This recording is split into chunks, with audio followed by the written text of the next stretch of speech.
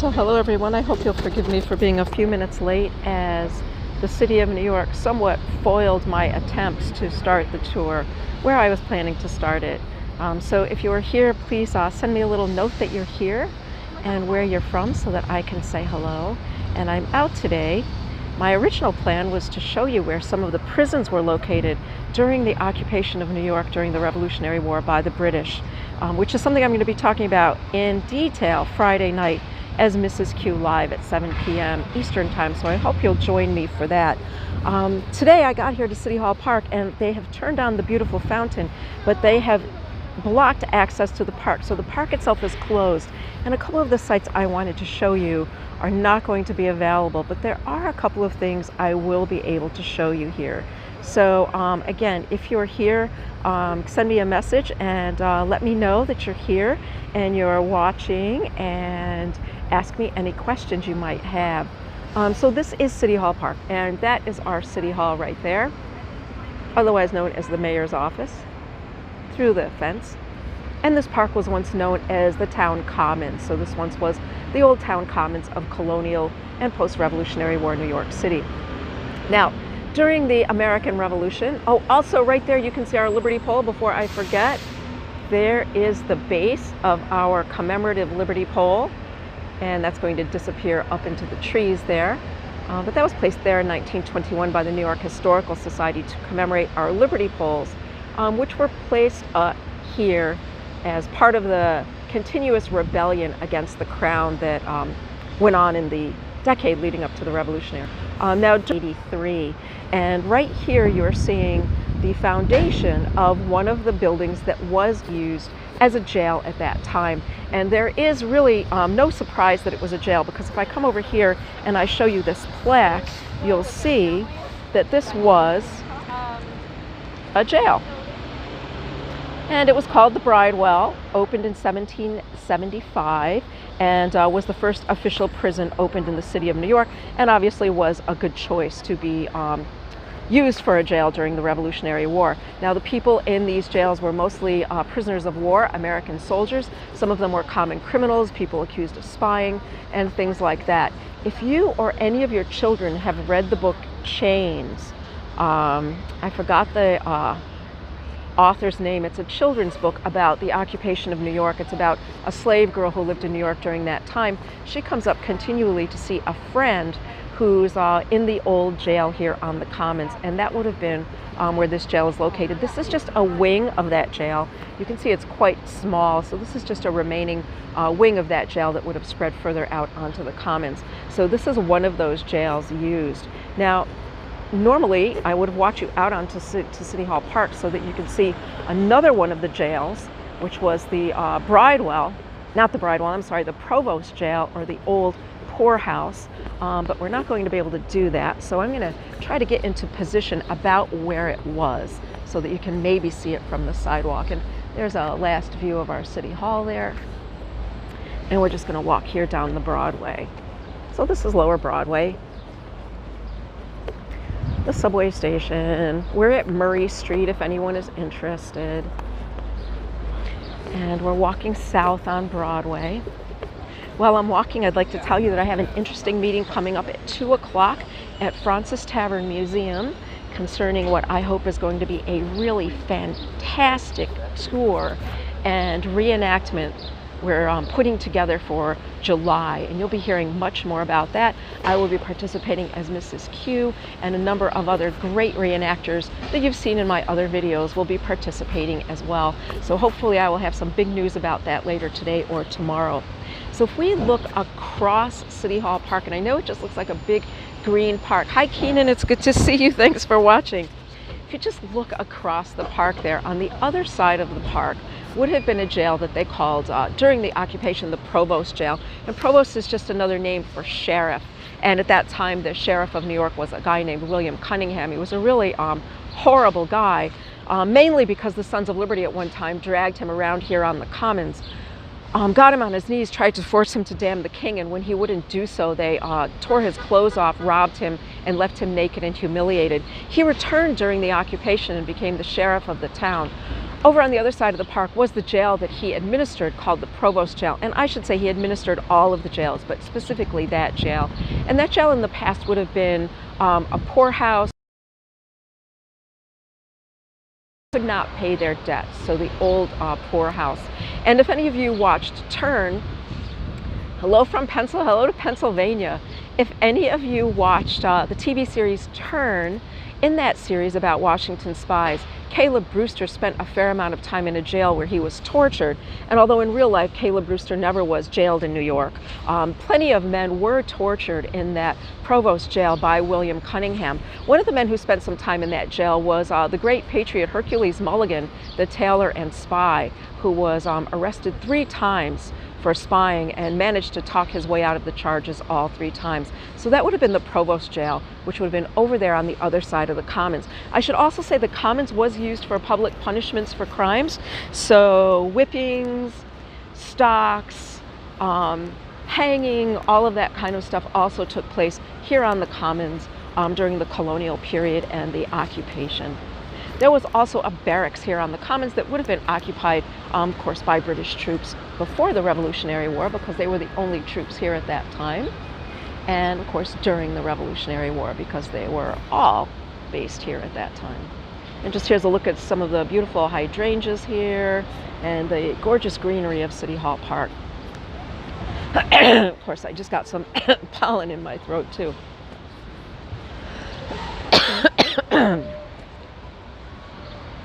Give me a moment to cough that out of my throat. And through the fence here in a moment, you'll be able to see that the fountain is turned on. And the fountain just went on yesterday or today. Unfortunately, the park itself is closed to us, so I don't have access to show you some of the things I wanted to show you here on the old Commons. So this is the Commons, and we would have had at least those 2 jails up here, the Bridewell and the Provost Jail. It's thought that William Cunningham starved or executed up to about 2,000 men in these various jails located around occupied New York City. The British also took schools. Across the street would have been King's College at that time. King's College was occupied and used as a military hospital, not a jail. But they also took churches that were not Church of England, that were not Anglican, and they turned those into jails and into stables. So again, if you were watching Turn, Washington Spies, you can see that on Netflix.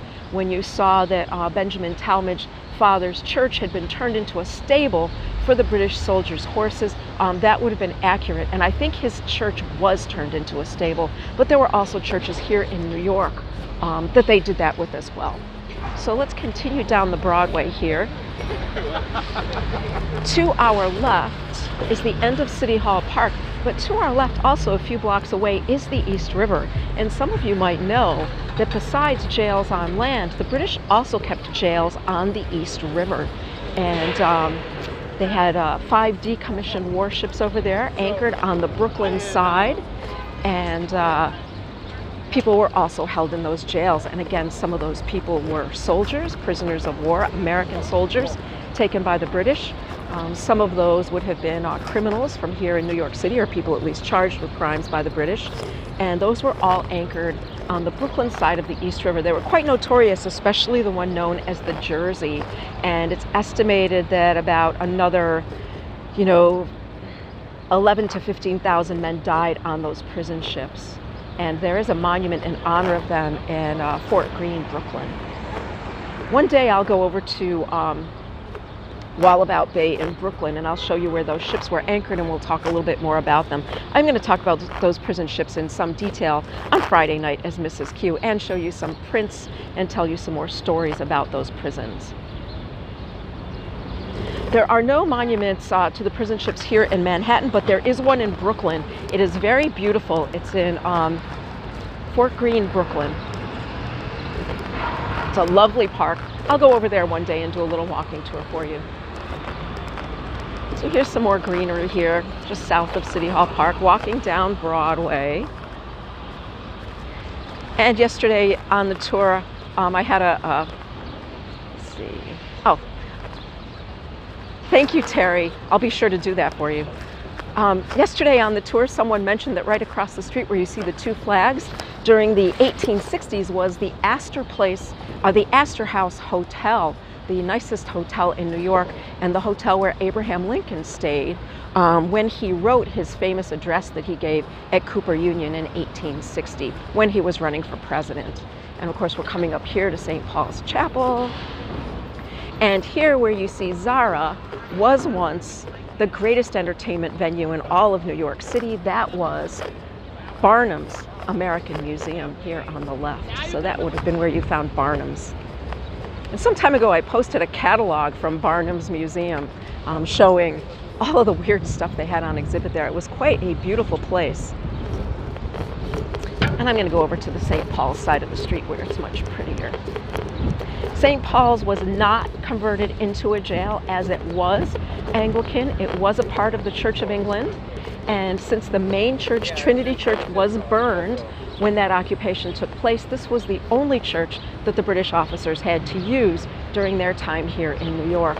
So during the occupation of New York, those 7 years, you would have seen the British officers attending services here at St. Paul's Chapel, as well as the people in the town who remained, who were Anglican or members of the Church of England. And right there, you see there's a grave with a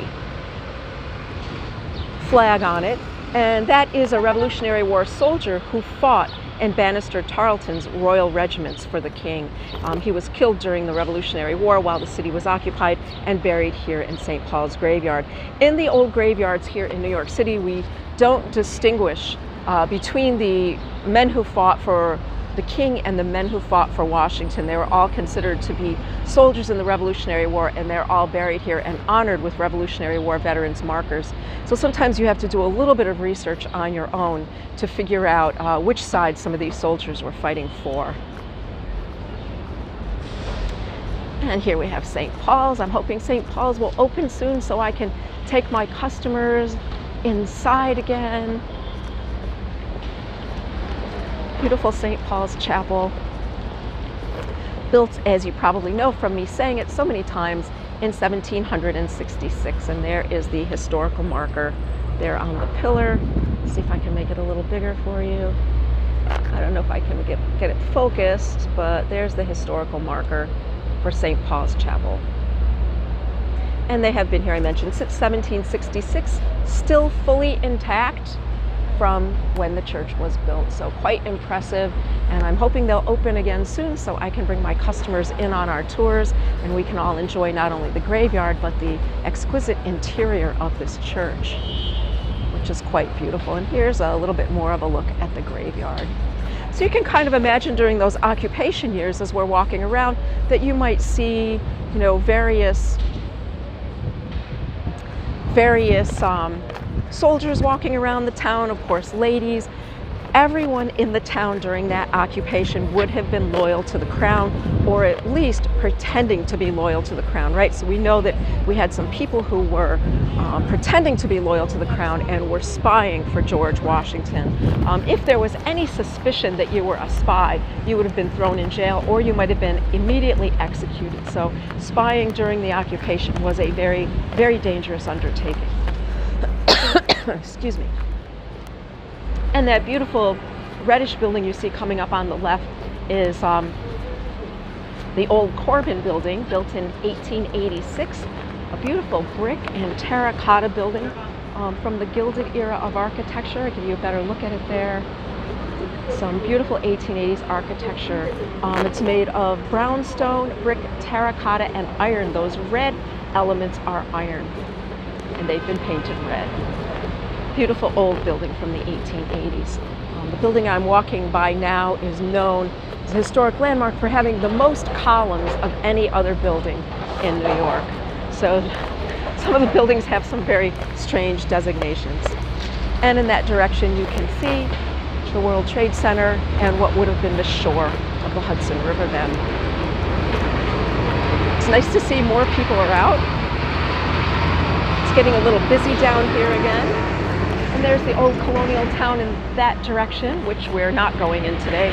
We're simply going to be walking straight down the Broadway today. Oh, hello Hello to Manassas. I love Manassas. One of my favorite places to visit.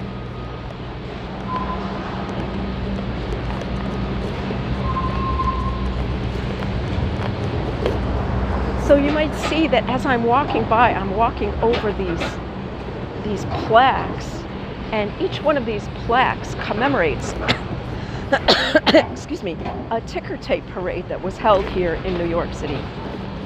Let me grab my water. Lots of pollen, which is nice for the flowers, not so nice for me.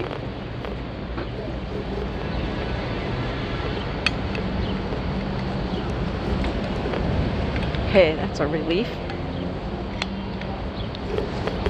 And in that direction, of course, you can see those old colonial streets and how narrow they are and the way they twist and turn through the old original town.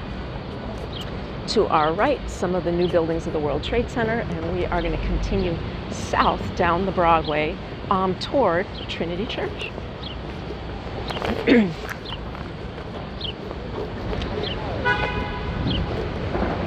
So to let you know that getting arrested and being jailed during the British occupation of New York would not have been like getting arrested and getting jailed now, right? You didn't have any rights read to you. You didn't have the right to call a lawyer. You were pretty much just charged with whatever a British soldier or officer charged you with, and you were thrown in jail for however long they decided you should stay there. If you were a gentleman and thrown in the jail, you would be entitled to a trial. But the idea that any of these people who were locked up in these jails had any kind of rights or any kind of trial didn't happen. Remember, we were in opposition to the crown at that time. Therefore, as far as the crown was concerned, we no longer were entitled to any of the rights and privileges as British subjects. So all of the rights of needing evidence presented against you at trial, all of those types of things, needing a witness, were all suspended as we were in rebellion against the crown, and in the view of the crown, no longer entitled to those protections. So if you're thinking that a British officer could pretty much get anyone thrown in jail at any time, you're probably right. Hello, Easton, Pennsylvania. Hi, Howie. It's nice to see you. It's nice to see everybody.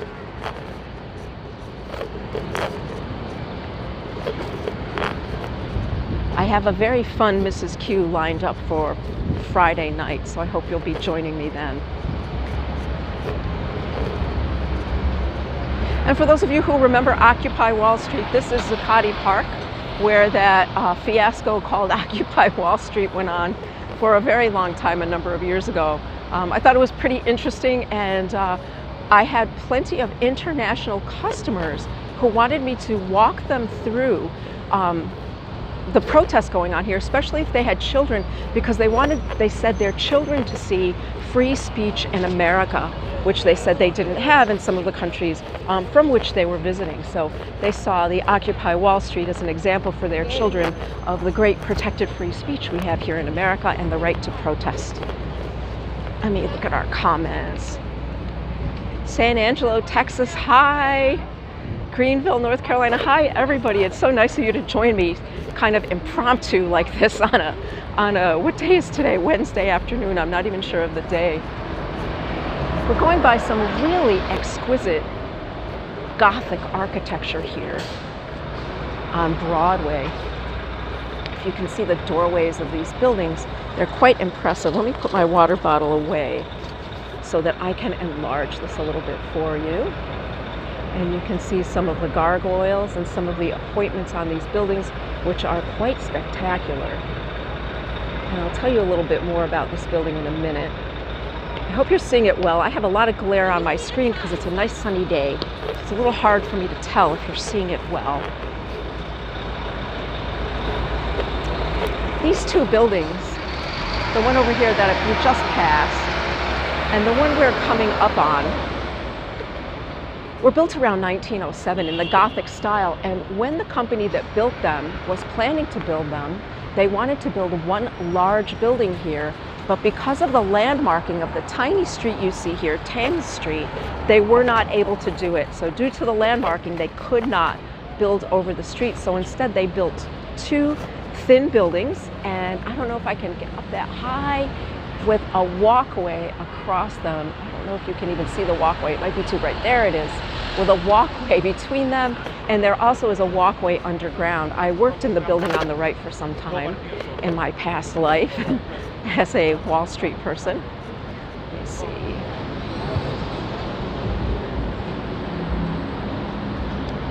Yes, from Newport, Minnesota, Mr. Lawton.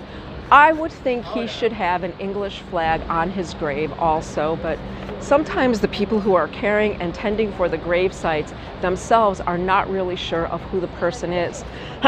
My guess, excuse me, is that the staff of the church does not know he fought in a royal regiment and they think he was an American soldier.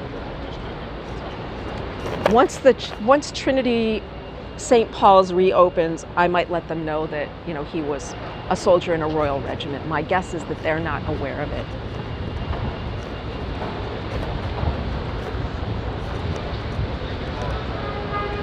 Video is clear. Great, thank you for letting me know.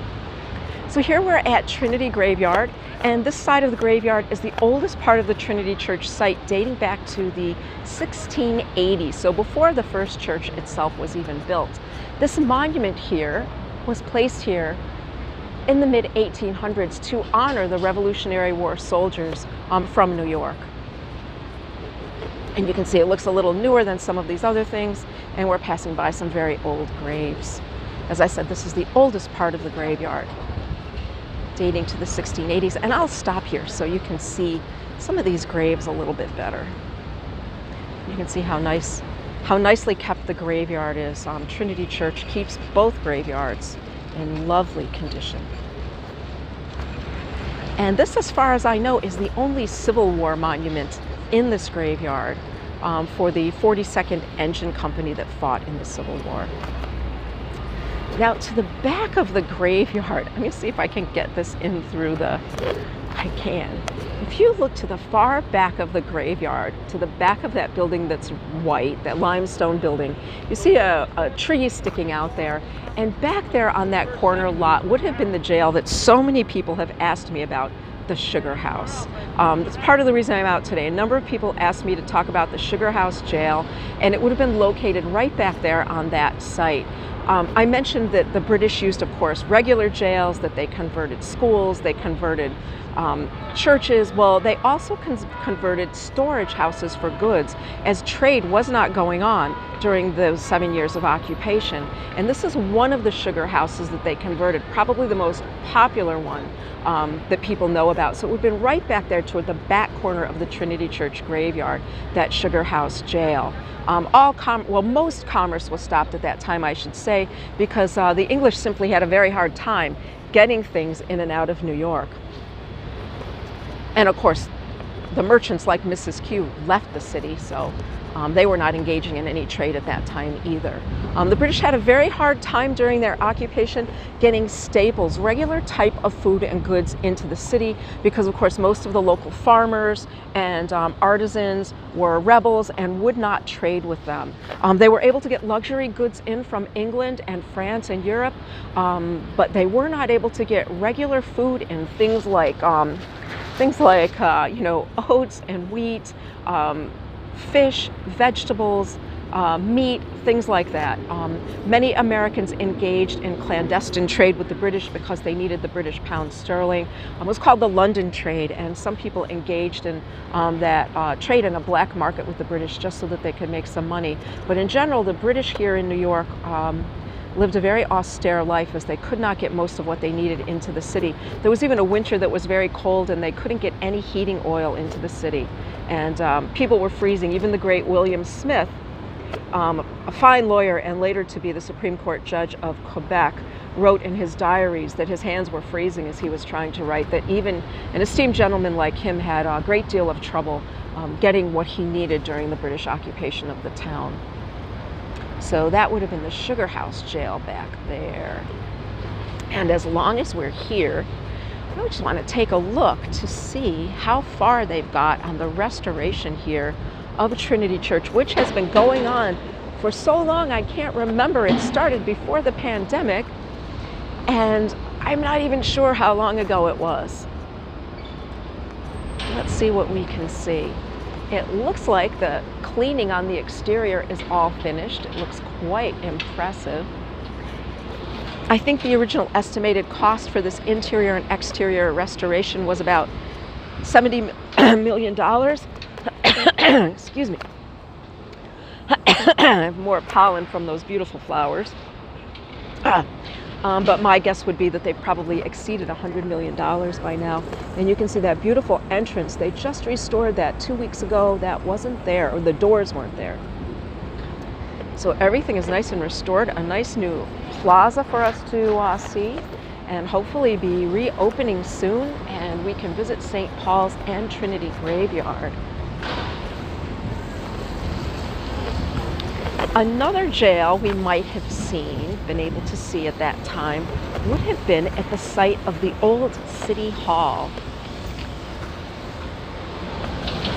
But as long as we're here, it looks like they just cleaned the Trinity Church doors. So there they are. You can take a look at that, how beautiful they are. I'm just going to wait for the light to change in my favor here.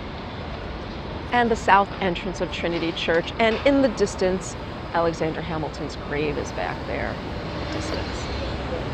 And we want to go here, down to Wall and Broad Street, where we would have found another regular jail in the town. It was the jail that was in the basement of the City Hall.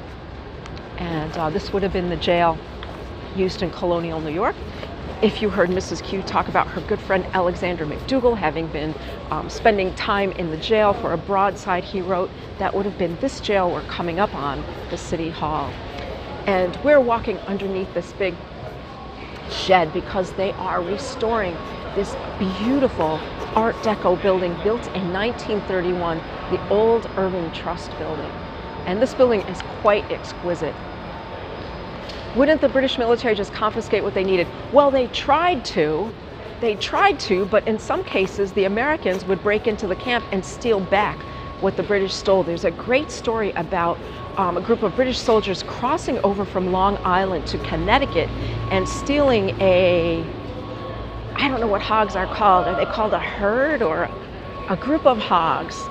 They put them on a barge, took them over to their camp in Long Island, and that night while they were all drinking and playing cards, a bunch of guys from Connecticut went in and took the hogs and brought them back to Connecticut. So there was a little bit of that going on. In general, though, yes, the British did try to confiscate whatever they could. They claimed it belonged to the crown. They did not pay for it. They took it and they simply said that everything belonged to the crown and therefore they could take whatever they wanted. They were entitled to it. You could guess that this enraged loyalists here who, lost their homes. There was a great story of a guy who raised superb horses on Long Island who had his horses taken by British officers because they simply wanted them and said they belonged to the crown. So that wasn't really great PR. It wasn't a great way to get the people of America on your side if you were the occupying British. And some loyalists did switch sides as a result of the poor treatment on behalf of the British Army. That became an issue. So now we're over here. Now, from doing tours with me, you all know this as Federal Hall, right? Where George Washington took the oath of office as president in 1789. But before this was Federal Hall, this was the City Hall of New York. And during colonial New York's period, would have been the civic center of the city of New York, right here on Wall Street. And here we have the new cobblestones, and it would have been cobblestoned at that time as well. So sitting here would have been the City Hall. So here our Colonial Assembly met and our town council, Common Council met. Trials were held here. The great famous trial of the printer John Peter Zenger, which established the free press, was held here. And of course there was a jail here, and that was the jail where Alexander McDougall spent time in the first 4 months of 1770. And that was the episode I told you where the Sons of Liberty came every day and cheered for him 45 times, brought 45 virgins, brought a side of venison stamped with a 45, brought 45 bottles of wine, and all types of other antics for their friend and great patriot Captain Alexander McDougall. So this would have been a jail at that time as well, just the old jail in what was then the basement of the City Hall. And this is a beautiful look at Federal Hall. Federal Hall has not yet reopened to the public, but a full interior restoration happened over the year that it has been closed. And I just cannot wait to see the inside. So I'm hoping they'll open up again soon. And I'm just going to close by showing you beautiful Trinity Church there. There has been a Trinity Church at the top of Wall Street since 1697. And this is the third church, the one we just passed, built in 1846. What else do we have over here? I bet you know the New York Stock Exchange. They've been in this building since 1907, although they started in 1791 to our left along Wall Street. And this, the Morgan Bank, the House of Morgan. And I'm just going to close over here near the House of Morgan. I don't know if any of you are watching the new series on the History Channel, The Titans Who Built America. And episode 1 was about DuPont, Chrysler, and the beginnings of the building of the Chrysler building. It also was about J.P. Morgan Jr. and it talked about that J.P. Morgan Jr. survived a number of assassination attempts, and the remains of one of those assassination attempts is right here on the old Morgan Bank building. These huge holes you see in the wall. You might know that at that time there was a rise of anarchism in Europe, and there was 1921, anarchists came up and tried to blow up the Morgan Bank building with carts full of dynamite. Dozens of people were injured in that explosion, but Morgan kept the holes in the side of the building, he said, to show the feeble attempt at the destruction of the great House of Morgan and American capitalism. So if you're watching the new Titans of the Titans Who Built America, this is the Morgan building they keep showing when they show J.P. Morgan Jr. Does Trinity Church own much property downtown? Trinity Church owns an incredible amount of property. From the point that we walked at the Commons or City Hall Park to Trinity Church, everything to our right was owned by Trinity Church except a couple of sites like the Woolworth building, which was owned by Frank Woolworth. Everything else that you saw was owned by Trinity Church. And they do own most of the land, if you look on a map, from Wall Street to the West Village, from Broadway to Greenwich Street, which was their original grant from Queen Anne. They still own most of that land, making them one of the wealthiest landowners in all of New York and one of the wealthiest religious congregations in the country, if not the world. They lease out that land in 99-year leases, so many of those skyscrapers we walked by lease their land from Trinity Church. So they are very wealthy and thus able to do these beautiful restorations of their churches. A book I could recommend on the colonial history of New York. You know, let me post a few things later for you on Facebook, depending on what you would like to know. If you want to know the early history, the Dutch history, there's The Island at the Center of the World. My favorite book about colonial New York from the Stamp Act to the war is called Divided Loyalties by Richard Ketchum, which is just a great book about all of the rivalries and all of the things going on in New York leading up to the war, starting at the Stamp Act. So it covers from about 1765 to 1776.